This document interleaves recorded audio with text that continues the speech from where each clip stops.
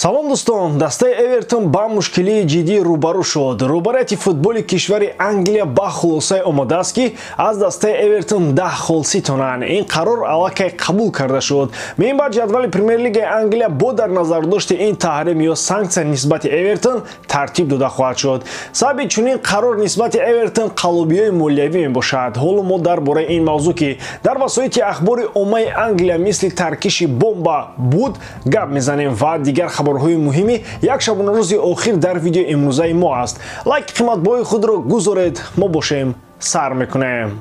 Дӯстон, тамошои тамоми бозиҳои варзиширо бо сарпарасти видеои мо ширкати 1x бозам ҷолибтар гардонед. Дар он ҷо регистратсияи осон, пур кардани маблағ аз тамоми гӯшаву канори дунё, вале аз ҳам муҳим, бонус то ҳаҷми $100 дар аввалин пардохт бо промокоди AMG 0777 ссилкаи бозӣ дар комментарияи ин видео.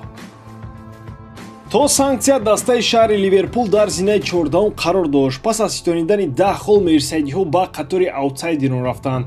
Онҳо айни замон дар ҳисоби худ танҳо 4 хол дошта дар мавқеи 19 қарор доранд. Ин ҷо як маротиба таърихро варақгардон мекунем. Ягона дастае ки пас аз 12 бозии аввали Премер-лига танҳо 4 хол гирифт, вале баъдан аз афтиш ба чемпионшип наҷот ёфт, Эвертон мебошад. Даста дар солҳои 90 ин корро кард. Ливерпулиҳо акнун маҷбур ҳастанд ки як маротибаи дигар ин натиҷаро такрор кунанд. То ҳамин дам онҳо аз аутсайдерон 8 хол фарқият доштанд, вале акнун маҷбуранд аз падвал худро раҳо кунанду рохати Премер-лигаи Англияро нигоҳ доранд. ҳанӯз ними мавсим ҳам нагузаштааст. Эвертон ҳама имконоти наҷот ёфтанро дорад.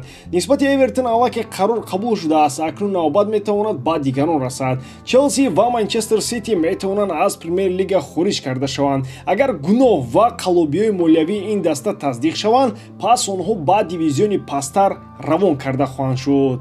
Дар мавриди Челси ва Сити ҳаминро қайд кардан лозим аст ки онҳо хеле хуб аз санксияҳо гурехта метавонанд. Шояд ҳуқуқшиносони хуб дошта бошанд ки чунин мавзӯъҳоро ба қавли резинка мекунанд ва дар ниҳоят ҳама онро фаромӯш мекунад.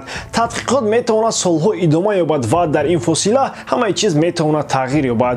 Мушкили Эвертон дар ин буд ки онҳо пофишорӣ накарда дарҳол ба тақдир тан доданд. Бо ин мушкилӣ проблемаҳои Эвертон тамом намешаванд. Се дастаи Англия Лестер, Лидс ва Бёрнли мехоҳанд дар болои Эвертон ба суд муроҷиат кунанд. Сабаб ин аст ки ба далели қаллобиҳои молиявӣ Эвертон, Лестер ва Лидс дар мавсими гузашта ба чемпионшип ғалтиданд. Бёрнли бошад бо ин сабаб 2 мавсим пеш рохати APL-ро аз даст дод. онҳо аз Эвертон барои ин зарар 300 миллион фунт стерлинг талаб хоҳанд кард. Агар Ситиро ҷазо диҳанд, дастои Ливерпул, Арсенал ва Манчестер шояд тавоне пурсанд ки ҳамаи дороиҳои шайхон нарасад. Килиан Мбаппе пас аз маросими ҷоизаспории туби тилло аввалин маротиба дар бораи он андешаҳои худро баён намуд. Ҳамлагари ПСЖ чунин гуфт: туби тилло арзанда ва аз рӯи адолат ба Месси дода шуд. Ӯ қаҳрамони ҷаҳон гардид ва туби тилло бояд ба ӯ дода мешуд. Месси яке аз беҳтарин футболбозони ҷаҳон аст ва шояд беҳтарин ҳам бошад. Пас аз финали ҷоми ҷаҳон ман аллакай медонистам ки туби тиллоро кӣ мегирад. Мбаппе ҳам тасдиқ намуд ки ҷоиза дуруст дода шуд. Бархе аз мухлисон то ҳол сари ҷоиза баҳс мекунанд ва ишора доранд ки туби тилло ба Месси нодуруст дода шуд. Дар қатори онҳо футболбозони касбӣ ҳам дида мешаванд. барои мисол Родри қайд кард ки ҷоми ҷаҳон танҳо як моҳ идома дорад. Холланд ҳамаи ҷоизаҳоро гирифт ва рекордҳои зиёдро ба номаш сабт намуд. Эрлинг бояд туби тиллоро мегирифт. Акнун навбати Мбаппе ва Холланд аст. барои Месси ин охирин туби тилло буд ва ӯ дигар аз футболи бузург то рафт дур шудан мегирад. Акнун ин футболбозон метавонанд барои тоҷу тахти Мессию Роналдо мубориза баранд. Айни замон Беллингем аз ҳардуи онҳо қарибтар ба тахт аст. Антони Марсиал метавонад бозингари навбатие шавад ки ба кишвари Арабистони Саудӣ меравад. Аз ин мамлакат аллакай пешниҳодҳо ба Олд Траффорд омада истодаанд. Футболбози фаронсавӣ дар ҳайати МЮ акнун вақти бозӣ надорад. ӯ бештар дар ҳайати захиравӣ қарор мегирад. барои Тенхаг ин футболбоз лозим нест. Антони метавонад дар андешаи рафтан ба дастҳои нав бошад. МЮ нақша дорад ки ин футболбозро камаш бо арзиши 15 миллион фунт стерлинг фурӯшад. Дастҳои чемпионати Арабистони Саудӣ омода ҳастанд ки ин миқдор маблағро барои ҷалб кардани ҳамлагари фаронсавӣ пардохт кунанд.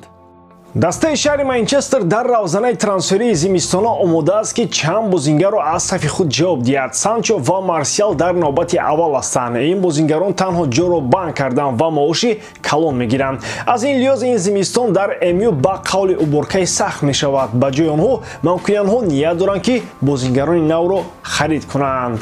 جود بلینگهم صاحب جایزه گلدن بوی گردید. این علاقه دلیلی معلوم است. پیش از خبر رسمی فابریزیو رومانو همه رو با این معلومات آشنا کرد و همگان رو با این دلیل آماده نمود. به فابریزیو رومانو معلوم بود که جایزه رو محض نیم حمایتگر جوان ریال مادرید میگیرد. عجیبی کار میدونید در چی است؟ تا میدم یگان فوتبالباز ریال مادرید توپ طلایی جوانان رو نگرفت. بازیگران بهترین در تمام دور و زمان با ریال می اومدند و میرفتند و خودی مادریدیام چهره خوب رو با وی رسوندند. و اما محض بلینگهم اولین نفری شد که باعث بازیگری دسته شونه صاحب این جایزه گردید. سال سیوم پایوپای گلدن بوی از لالیگای اسپانیا می شود. 2 سال پیش پدری گرفته بود، سال گذشته گاوی بچه طلایی شد و اکنون بلینگهم در سال 2023. بلینگهم واقعا هم بهترین بازیگر جوان بود. نیمه دوم موسم در اجرای او در بروسیا دورتموند عالی بود. هرچند دورتموندیا قهرمانی در دست داشته رو برباد هم داده باشند، هم جود چهره مرکزی در سیگنال ایدونا پارک بود. پس از آمدنش با ریال مادرید این فوتبالباز تاریخ نوشته شده است. با همین تمام باردیم که جودکاری من با شما پسند میاد. لایک، کامنتاریا و در کانال ابنا شدن رو از یاد نبرید. با شما بسیار وقتا محمد گیروف خیبر دارم در پناه الله.